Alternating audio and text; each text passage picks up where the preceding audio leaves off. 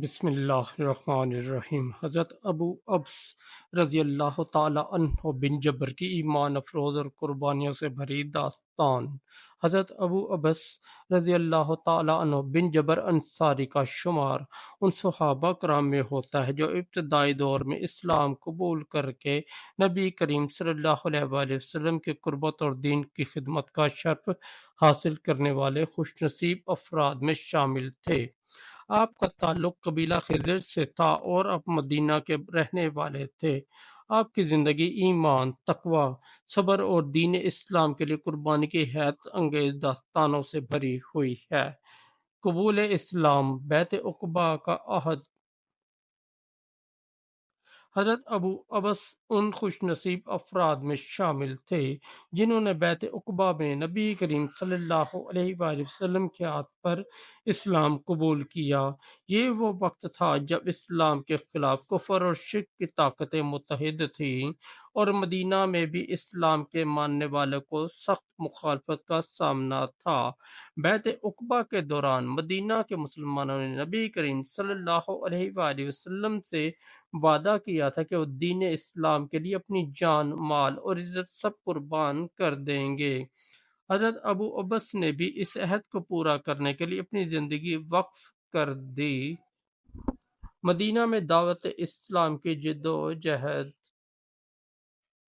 اسلام قبول کرنے کے بعد حضرت ابو عبس نے اپنے قبیلے اور قریبی لوگوں کو دین کی دعوت دینا شروع کی۔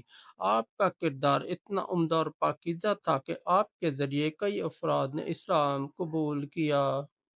آپ کی دعوت کا انداز نہایت محبت اور حکمت پر مبنی تھا جو لوگوں کے دلوں پر اثر چھوڑتا۔ غزوات میں شرکت، جرأت و بہادری کی مثال۔ حضرت ابو عبس نے نبی کریم صلی اللہ علیہ وآلہ وسلم کے ساتھ تمام اہم غزوات میں شرکت کی۔ ان کی بہادری قربانیوں کی کئی واقعات تاریخ میں محفوظ ہیں۔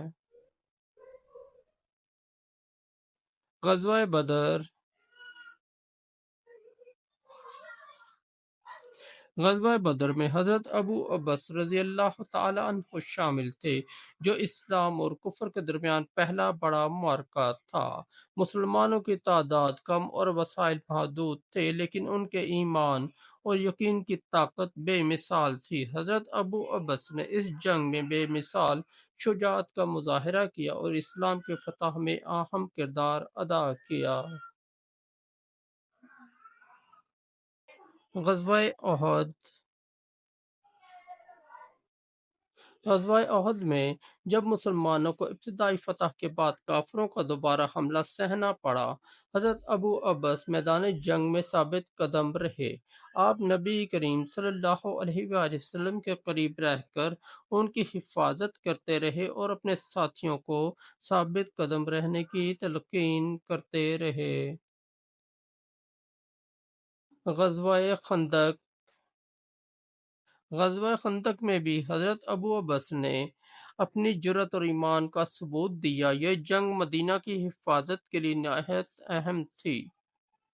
دشمن کے خلاف خندق کھودنے کے دوران حضرت ابو عبس نے انتھک محنت کی اور ہر موقع پر نبی کریم صلی اللہ علیہ وآلہ وسلم کے احکامات پر عمل کیا۔ زہد و تقوی، دنیا سے بے رغبتی۔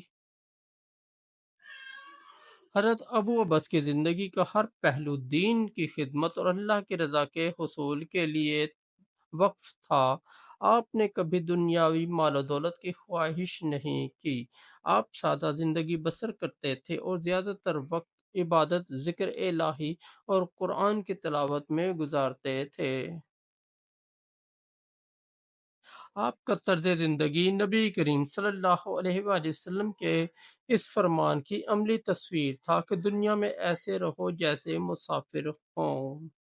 حضرت ابو عبس نے اپنی زندگی کا مقصد آخرت کی کامیابی کو بنایا اور ہمیشہ اسی فکر میں رہے۔ سخاوت اور دوسروں کی مدد۔ حضرت ابو عبس کی شخصیت کا ایک نمایاں پہلو ان کی سخاوت اور خدمت خلق تھی۔ آپ ہمیشہ مظلوموں کی مدد کرتے اور اپنے وسائل دوسروں کے لیے استعمال کرتے۔ آپ کی یہ خوبی انہیں مدینہ کے لوگوں میں مقبول اور محبوب بناتی تھی۔ وفات حضرت ابو عبس رضی اللہ تعالی عنہ نے اپنی پوری زندگی اسلام کی خدمت اور نبی کریم صلی اللہ علیہ وآلہ وسلم کے نقش قدم پر چلنے میں گزار دی۔ آپ کی وفات کے وقت اہل مدینہ نے آپ کو نیک الفاظ میں یاد کیا۔ آپ کی نماز جنازہ میں شریک افراد نے گواہی دی کہ آپ کی زندگی اللہ اور اس کے رسول صلی اللہ علیہ وآلہ وسلم کی محبت میں گزری۔ سبق: حضرت ابو عبس کی زندگی ہمیں یہ سبق دیتی ہے کہ دین کی خدمت کے لیے ہر قسم کی قربانی دی جا سکتی ہے۔ آپ کا ایمان، تقوی، صبر اور اللہ پر توکل آج کے مسلمانوں کے لیے ایک مشعل راہ ہے۔ دوستو، اگر آپ کو ہماری سٹوری اچھی لگی تو ہمارے اس چینل کو سبسکرائب کر دیں، اس ویڈیو کو لائک اور دوستوں کے ساتھ شیئر کر دیں، اور ہمارا دوسرا چینل ہے جے وی انصاری کے نام سے، اس پر بھی آپ کو بہت اچھی اسلامی سٹوریاں ملیں گی، اس پر بھی ضرور وزٹ کریں۔ بہت شکریہ۔